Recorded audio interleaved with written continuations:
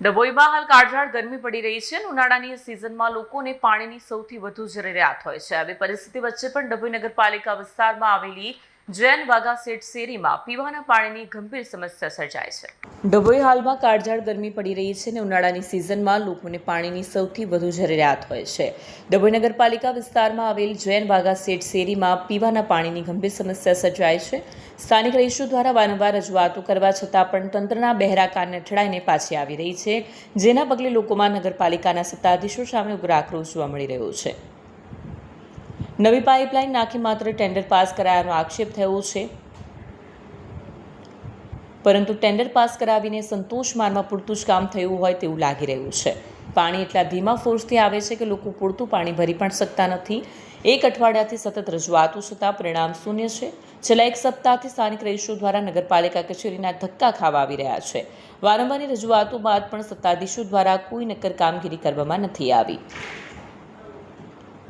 ડભોઈ નગરપાલિકાના જવાબદાર અધિકારીઓ અને સત્તાધીશો આ ગંભીર બાબતની નોંધ લે અને સેટ શેરી વિસ્તારના નાગરિકોને આ ઉનાળામાં પીવાનું પૂરતું પાણી મળી રહે તે માટે વહેલી તકે યોગ્ય નિકાલ લાવે તે લોકમાંગ ઉઠી રહી છે. નમસ્કાર, પ્રણામ. હું મનોજભાઈ શાહ, રહેવાસી શેરી ડભોઈ. પાણીની સમસ્યા માટે મેં અગાઉ પણ રજૂઆતો વારંવાર કરી ચૂકેલા છે. નગરપાલિકા દ્વારા તે બાબતે કોઈ પણ જાતનું ધ્યાન આપવામાં આવ્યું નથી.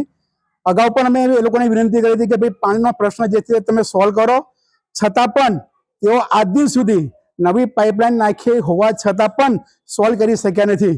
અમે તેઓને જણાવ્યું હતું કે પાણીનો પ્રશ્ન ફક્ત ફોર્સનો છે, એને ફોર્સ વધારવાનો પ્રયત્ન કરો અથવા જ્યાંથી તમે એને લાઈન ક્લીન કરી છે એને બંધ કરી અને ફોર્સ ડાયવર્ટ કરો. આ બાબતની રજૂઆત કરી છતાં પણ તેઓએ આ બાબતનું ધ્યાનમાં રાખેલ નથી. બીજું કે પાઇપની લાઈન જે લોકોએ બદલી છે એ 3ના સેક્શનમાં 4ની પાઇપ ચડાવી અને ફોર્સ અંદર ડાયવર્ટ કર્યો છે. હવે 4ના પાઇપમાં જો પાણીનો ફોર્સ ડાયવર્ટ થતો હોય તો ફોર્સ ઘટે કે વધે, ઘરમાં પાણી આવે કે ઘટે, એ પણ એ લોકોએ ધ્યાન પર લીધું નથી. અને આ બાબતની જે અમે રજૂઆત કરી હતી, તેઓએ પાણીની અગાઉ પણ 2-3 વખત પાણી લાઈન ચેક કરાવ્યા હતા. અમે લોકોની કોઈ પાઇપ લાઈન બદલવાની નથી, પરંતુ માર્ચ નજીકમાં આવતો હતો, એમનું બિલ પાસ કરવાનું હતું, ગ્રાન્ટ મંજૂર થયેલી હશે અને આ ખર્ચા પાડવા માટે આ લોકોએ તાત્કાલિક પાઇપલાઇન નાખી દીધી અને પીયુસી પાઇપ રાખી અને જૂની પાઇપલાઇન કેન્સલ કરી નાખી. આજની તારીખે પણ ઘરમાં કોઈના ઘરમાં પાણી આવતું નથી. લોકો શેરીની બહાર પાણી ભરવા જાય છે. પોતાનો નળ તો છોડી દીધો, પણ શેરીના બહારના નળામાં પાણી ભરવા જવું પડે છે. તો આવી પરિસ્થિતિમાં અમારે જીવવું કેવી રીતે? જો પાણીનો પ્રોબ્લેમ સોલ્વ ના કરી શક્યું નગરપાલિકા, તો એમને વહીવટ કરવાનો કોઈ અધિકાર રહેતો નથી. પ્રાથમિક સુવિધા છે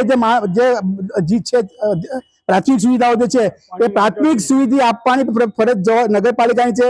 વેરા ઉઘરાઈ જાય છે, વેરા ના બાકી હોય તો દંડ કરે છે, પૈસા વસૂલ કરે છે. તો પછી નાગરિકોની આ સુવિધા જોવાની જવાબદારી કોની?